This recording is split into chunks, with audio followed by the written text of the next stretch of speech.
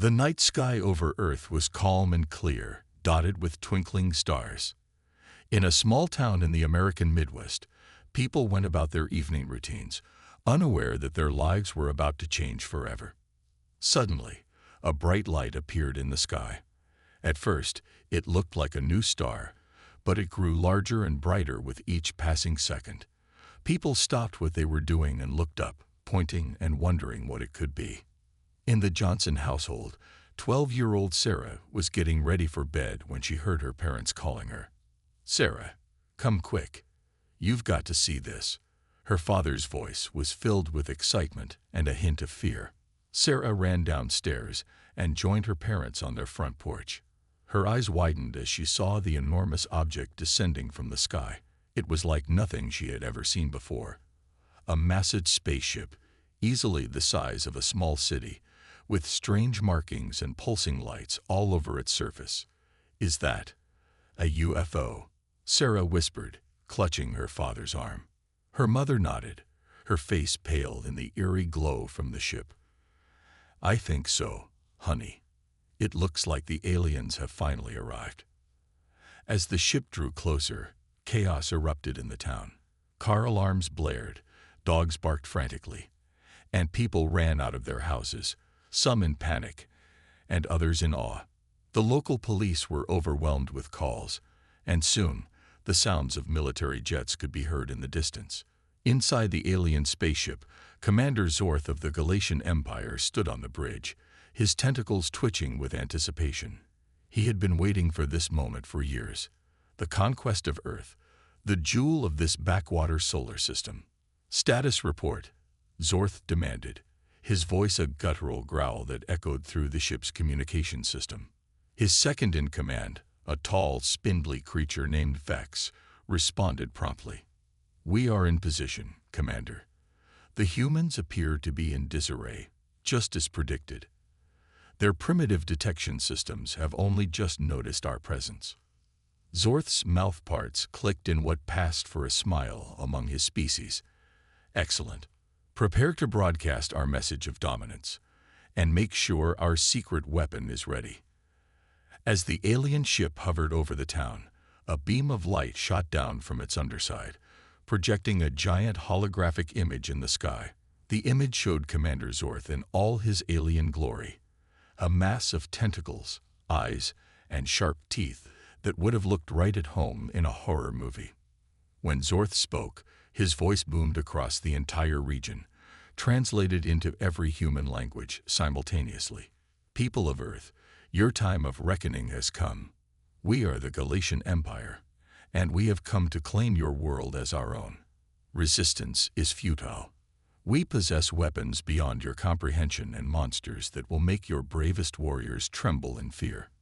In their living room, the Johnson family huddled together, watching the terrifying alien face on their TV screen. Sarah's father held her close, trying to comfort her, but she could feel him trembling. Back on the ship, Zorth turned to his crew. "Prepare to unleash our ultimate weapon. The humans will soon learn the true meaning of fear." Vex hesitated for a moment. "Commander, are you sure about this? Our intelligence suggests that the humans are more resilient than we initially thought." Zorth's eyes flashed with anger. "Are you questioning my orders, Vex? I said, unleash the monster. We will crush their spirit and show them the futility of resistance." As the alien crew scrambled to obey their commander's orders, a tense silence fell over the Earth. Military forces around the world were mobilizing, but they all knew they were facing an enemy far beyond their technological capabilities. In the small Midwestern town, Sarah and her family, along with their neighbors, waited with bated breath. What kind of terrifying monster would the aliens unleash? How could humanity possibly stand against such an advanced civilization? Little did they know, the monster that was about to be unleashed would change everything. But not in the way anyone, human or alien, expected. As the bottom of the massive spaceship began to open, revealing a dark, cavernous hold, hearts raced and pulses quickened. The fate of Earth hung in the balance, and the next few moments would determine the course of human history. As the massive alien ship's hold opened, A hush fell over the town. Everyone, from the Johnsons in their living room to the soldiers at the hastily established military perimeter, held their breath. What kind of terrifying monster would emerge? Inside the ship, Commander Zorth's tentacles quivered with excitement. At last, he gurgled to his crew, "We shall see the humans cower before our might." A large metal container slowly lowered from the ship. It was easily the size of a house, with strange markings etched all over its surface. As it touched the ground, a thick mist poured out from underneath, adding to the eerie atmosphere. Sarah, unable to contain her curiosity, pressed her face against the living room window. "Mom, Dad, I can't see anything." "What's happening?" Her father, torn between fear and fascination, switched between news channels frantically. "They're not showing a clear picture, honey. The mist is too thick." Suddenly, the container's sides fell away with a thunderous clang. The mist swirled, and for a moment, nothing could be seen. Then, gradually, a shape began to emerge. The townspeople gasped. The soldiers raised their weapons. Commander Zorth leaned forward in anticipation. And then, a soft, furry paw stepped out of the mist. The creature that emerged was nothing like anyone expected. It was round, fluffy, and about the size of a large dog. It had big, bright eyes, floppy ears, and a tiny snout. Its fur was a swirl of pastel colors, pink, blue, and lavender, that seemed to shimmer in the moonlight. For a moment, nobody moved. Nobody spoke. The silence was broken by a single word from Sarah. "Aw." The alien creature tilted its head, looking curiously at the humans. Then it let out a sound, not a growl or a roar, but a gentle, melodious purr that seemed to vibrate through the air. Commander Zorth's jaw dropped, quite literally. It detached and had to be caught by a nearby crew member. "What is the meaning of this?" he bellowed. "Where is the fearsome Gorgalax, the destroyer of worlds, the terror of the galaxy?" Vex, his second in command, checked the ship's logs frantically. "It seems there was a mix-up in the cargo bay, Commander. We accidentally loaded the Fluffian ambassador instead of the Gorgalax." Down on Earth, the initial shock was wearing off. Sarah tugged at her parents' hands. "Can we go see it? Please? It looks so cute." Her parents exchanged uncertain glances. "I don't know, honey," her mother said. "It could be dangerous." But Sarah was already halfway out the door. Other children in the neighborhood, their fear replaced by curiosity, were also venturing out. Parents and soldiers alike found themselves at a loss. How do you protect people from something that looks like a giant, living stuffed animal? As Sarah approached the alien creature, it turned its big eyes toward her. For a moment, they just looked at each other. Then, the creature let out another musical purr and waddled toward her. "Hi there," Sarah said softly, reaching out a hand. The creature sniffed her fingers, then nuzzled against her palm. Its fur was incredibly soft and warm. Soon, other children joined Sarah. The creature seemed delighted, rolling around and letting the kids pet it. It made happy chirping noises and even started to glow softly in various pastel colors.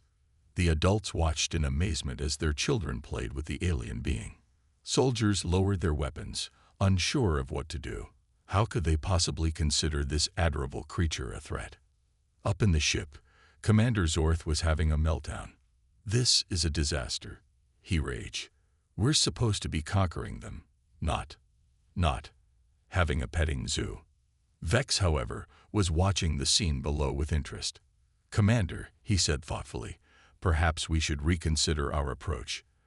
The humans seem to have a remarkable capacity for acceptance and affection." Zorth's eye stalks swiveled to glare at Vex. "Acceptance, affection. Bah! We are conquerors, not peacekeepers." But as he watched the children laughing and playing with the Fluffian, something stirred in Zorth's usually cold heart. He had never seen such joy, such innocent delight. It was strangely captivating. As the night wore on, more and more people gathered around the Fluffian. News crews arrived, broadcasting the unexpected turn of events to the world. The story of the alien monster that turned out to be a lovable fuzzy friend spread like wildfire. And in living rooms and government offices around the globe, people began to wonder, if this was the aliens' idea of a fearsome monster, what did it say about them? And more importantly, what did the human reaction say about humanity? As dawn broke over the small Midwestern town, the scene around the alien ship had transformed. What started as a tense standoff had become something entirely different. The Floofian, now nicknamed Cuddles by the children, had become the center of attention. Sarah, who had been among the first to approach Cuddles, had hardly slept. She sat cross-legged on the grass, the alien creature curled up contentedly in her lap. Other children and adults gathered around, taking turns petting Cuddles and marveling at its soft, color-changing fur. "It's like it knows what we're feeling," Sarah's mother remarked, watching as Cuddles nuzzled a crying toddler, its fur shifting to soothing shades of blue and green. The toddler's sobs turned to giggles as Cuddles gently tickled him with its fluffy tail. Meanwhile, inside the alien ship, Commander Zorth was facing a crisis. His crew watched nervously as their leader paced back and forth, his tentacles twitching with agitation. "This is unacceptable," Zorth bellowed. "We came here to conquer, not to babysit." Vex, who had been monitoring the situation on Earth, cleared his throat, or the alien equivalent. "Commander, if I may, perhaps we should consider this an opportunity rather than a setback." Zorth's eye stalks swiveled towards his second-in-command. "Explain yourself, Vex, and it better be good, or I'll have you cleaning the waste extraction units for the next solar cycle." Vex brought up a holographic display showing scenes from Earth. "Look at how the humans are interacting with the Floofian. They're showing kindness, curiosity, and acceptance. These are traits we've never encountered in our conquests before." As Zorth watched the images, his anger began to fade, replaced by confusion and a strange feeling he couldn't quite identify. But what about our reputation? The Galatian Empire is feared across the galaxy. Maybe, Vex suggested carefully, being feared isn't the only way to be powerful. Back on Earth, news of the friendly alien visitor had spread worldwide. Reporters from every country were flocking to the small town, eager to see Cuddles for themselves. Sarah, suddenly finding herself at the center of an international event, was being interviewed by a kind-faced reporter. "So, Sarah," the reporter asked, "you were one of the first to approach the alien. Weren't you scared?" Sarah shook her head, smiling as Cuddles changed color to match her t-shirt. "Not really. I mean, look at it. How could anyone be scared of something so cute?" The reporter chuckled, then asked more seriously, "But what about the alien ship? Aren't you worried about what they might do?" Sarah thought for a moment, absently stroking Cuddles' fur. I think if they wanted to hurt us, they wouldn't have sent Cuddles. Maybe they're just as scared and confused as we are." Her words, broadcast around the world, struck a chord with millions. People began to see the alien arrival not as an invasion, but as a chance for something new and wonderful. As the day wore on, scientists arrived to study Cuddles. To everyone's amazement, the Floofians seemed to understand their questions, responding with gentle purrs and color changes. It became clear that Cuddles was not just an animal, but a highly intelligent being capable of complex communication. Dr. Emily Chen, a renowned xenobiologist, was ecstatic. "This is incredible," she exclaimed, watching as Cuddles used its color-changing abilities to create complex patterns. "I think it's trying to teach us its language." The military, which had maintained a cautious perimeter, began to relax. General Thompson, who had been sent to oversee the situation, found himself smiling as he watched Cuddles play with a group of children. "In all my years," he muttered to his aide, "I never thought I'd see anything like this. Makes you wonder what else is out there in the universe." As evening approached, something unexpected happened.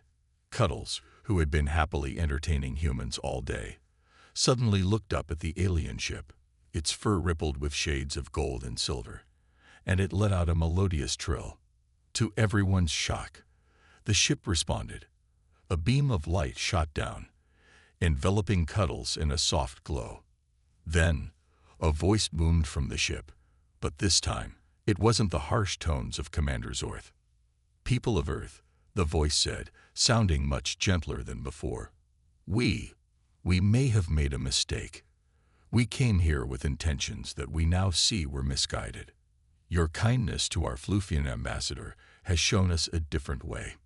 If you are willing, we would like to talk." As the sun set on this extraordinary day, humans around the world held their breath. The alien invasion had turned into something no one could have predicted, a chance for peaceful first contact. And it all started because a little girl saw cuteness where others expected terror. Sarah, still sitting with Cuddles, looked up at the giant ship and smiled. "See," she whispered to her alien friend. "I told you they were probably just scared too." Cuddles purred in agreement, its fur shimmering with all the colors of hope. The small Midwestern town had become the center of the world's attention overnight. As dawn broke on the second day of the alien visit, a flurry of activity surrounded the massive spaceship. World leaders, diplomats, and scientists from across the globe had arrived, all eager to be part of this historic moment. Sarah, who had barely slept, sat on her front porch with Cuddles curled up beside her. The Floofian's fur rippled with soft blues and greens, reflecting the calm morning sky. Sarah's parents stood nearby, still in awe of the events unfolding in their quiet town. "Look, honey," Sarah's father said, pointing to a group of important-looking people gathering near the ship. "I think they're getting ready to meet the aliens." Sarah hugged Cuddles tightly. "Do you think they'll let us help? We're the ones who made friends with Cuddles first." As if in response, Cuddles let out a melodious trill and gently nudged Sarah to stand up. The Floofian then started waddling towards the gathering crowd, looking back as if to say, "Come on." Sarah and her parents exchanged glances, then followed Cuddles. As they approached, they saw a familiar face. Dr. Emily Chen, the xenobiologist who had been studying Cuddles. "Ah, Sarah," Dr. Chen called out with a smile. "I'm glad you're here. We might need your help." Meanwhile, inside the ship, Commander Zorth was facing his own challenges. He stood before a mirror, practicing what humans called smiling. The result was a grimace that looked more terrifying than friendly. "I don't understand," Zorth grumbled to Vex. "How do humans bare their teeth without it being a sign of aggression?" Vex, who had been studying human culture intensively, tried to explain. "It's a sign of goodwill, Commander. Perhaps we should focus on our other gestures of peace instead." Zorth nodded, his tentacles curling nervously. "Very well. Let's proceed with the meeting. And Vex, thank you for your guidance in this matter." Vex's eye stalks widened in surprise. It was the first time the commander had ever thanked him. Back on the ground, a hush fell over the crowd as a beam of light appeared from the ship. Slowly, two figures materialized, Commander Zorth and Vex.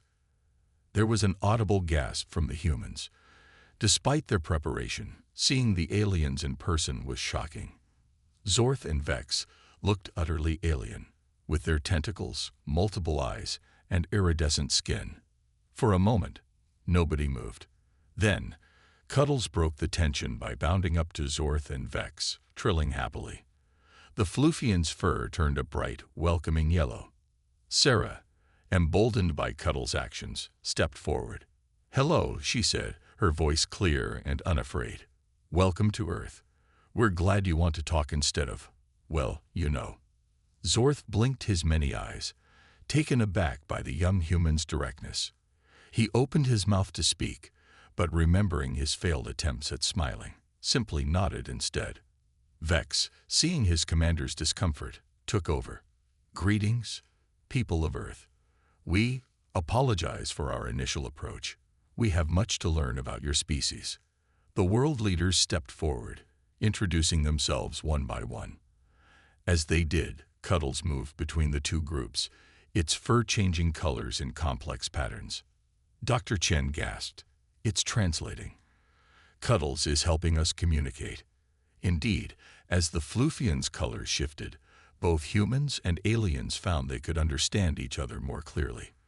The tension began to ease as both sides realized they could have a real conversation. President Amelia Rodriguez of the United Nations took the lead. "We have so many questions," she said, her voice firm but friendly. "But first, we want to know, why did you come to Earth?" Zorth hesitated, his tentacles twisting nervously. Vex gave him an encouraging nod. "We came," Zorth began, then paused. "We came to conquer. But now, we are not sure. Your reaction to the Floofian, it was not what we expected. You showed kindness where we anticipated fear. Compassion where we expected hostility." Sarah, still standing close to Cuddles, spoke up again. "Maybe that's because we're not so different after all.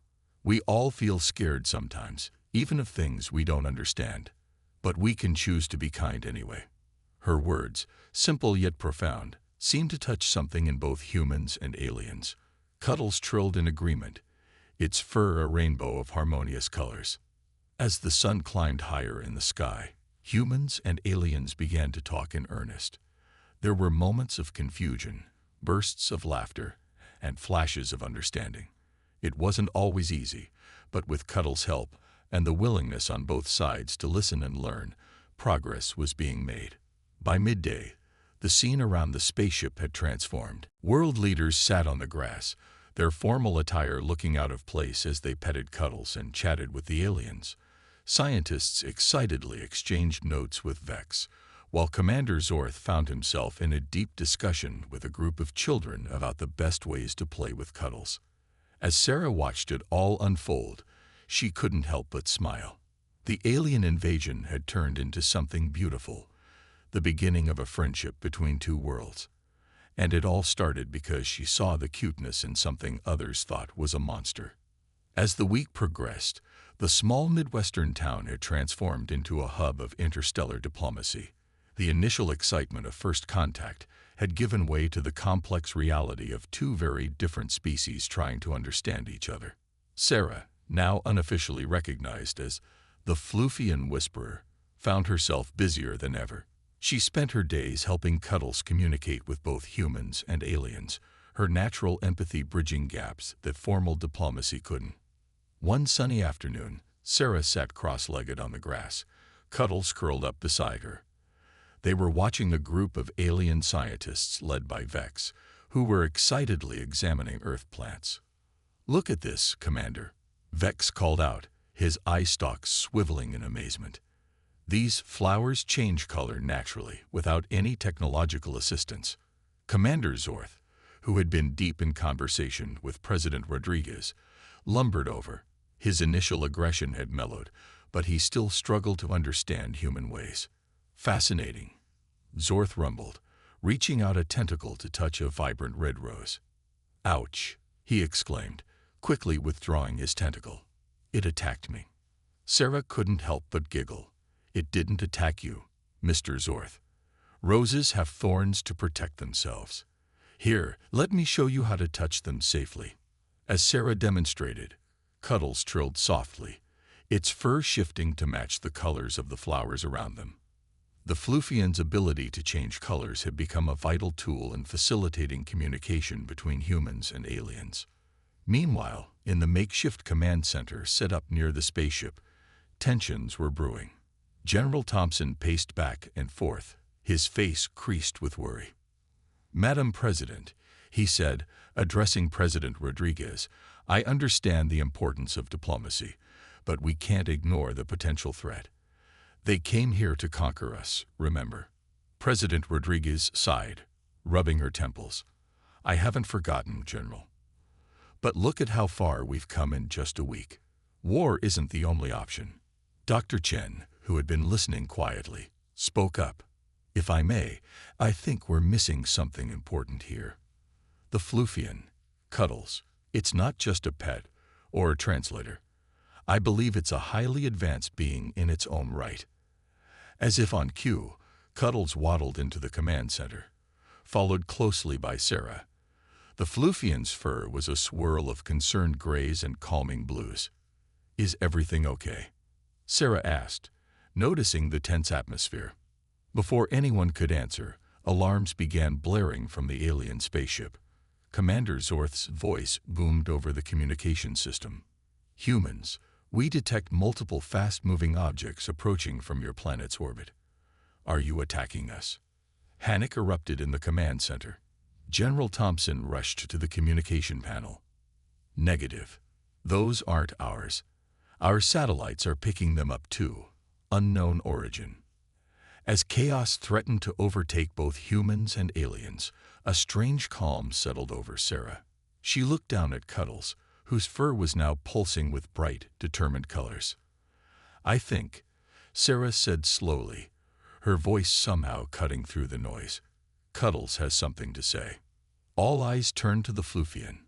To everyone's amazement, Cuddles began to glow brightly, projecting a holographic image in the center of the room. The image showed the Earth, the alien spaceship, and several smaller ships approaching rapidly. Cuddles let out a series of musical trills and chirps, its fur changing colors in complex patterns.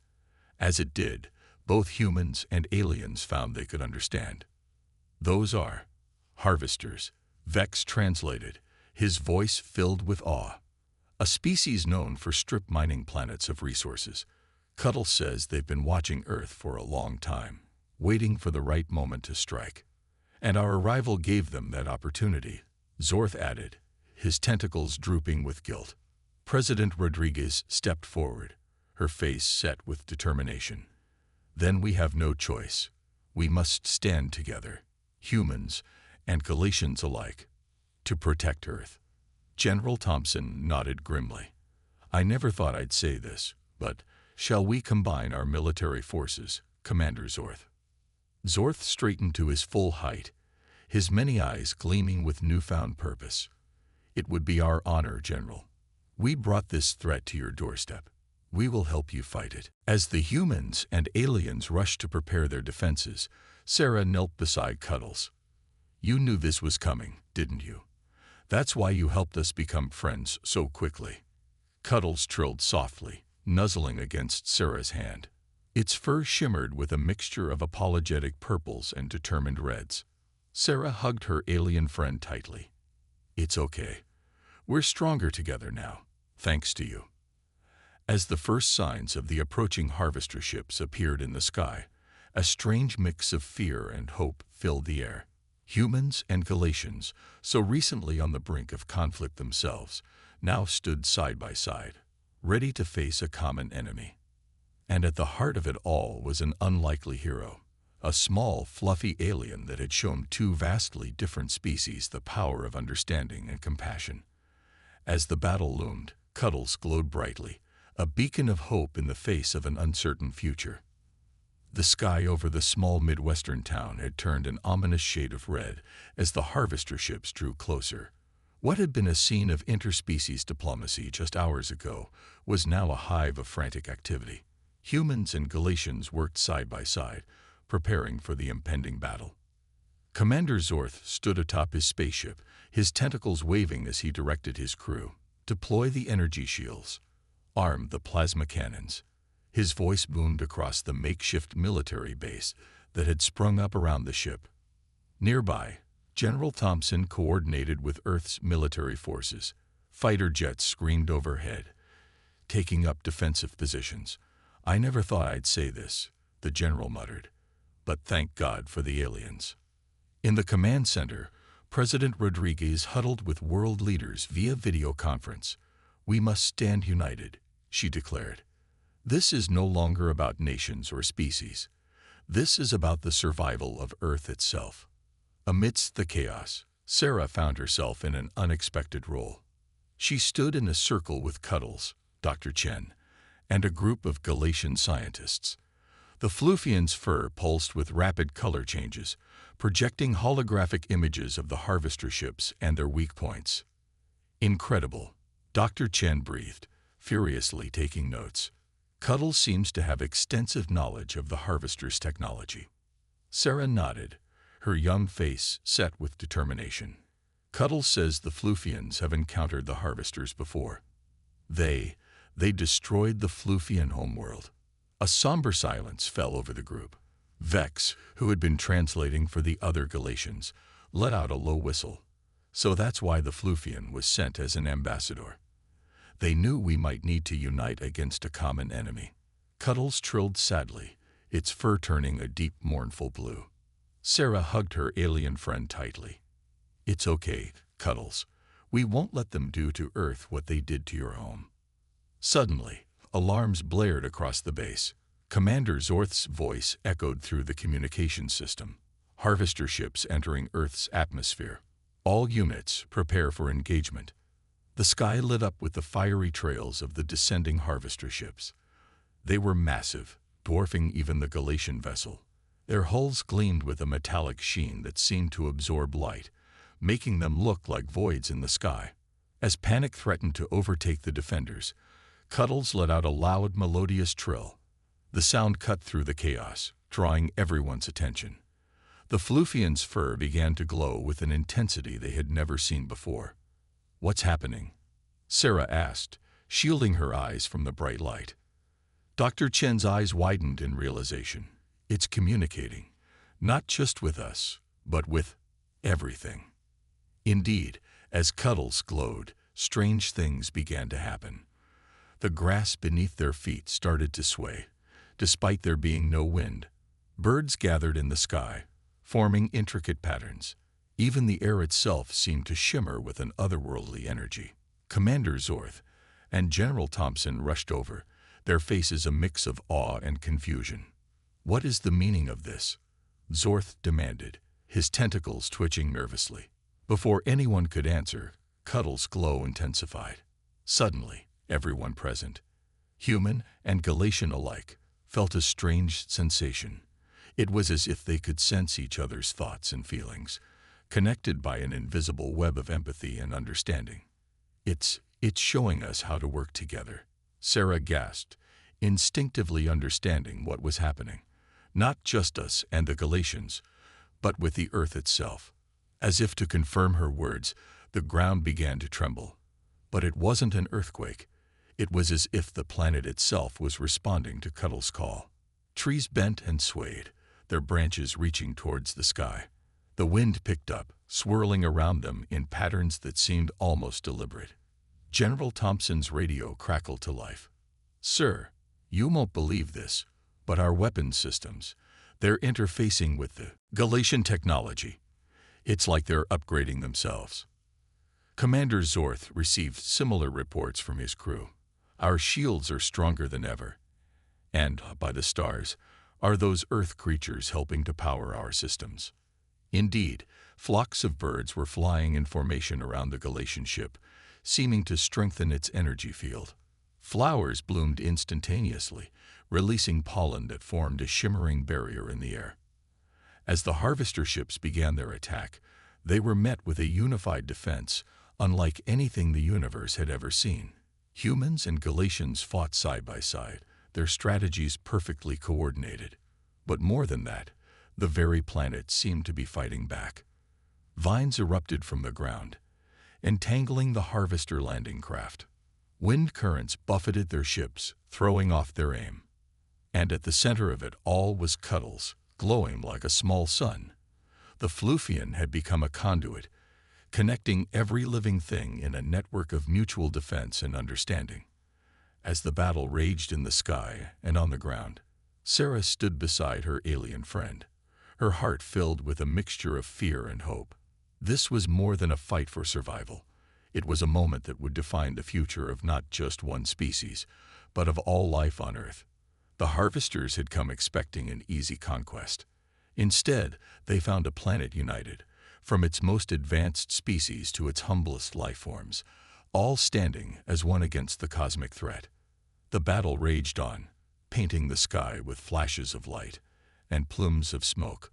Harvester ships clashed with the combined forces of Earth and the Galatians, their advanced technology meeting unexpected resistance from the unified planet below.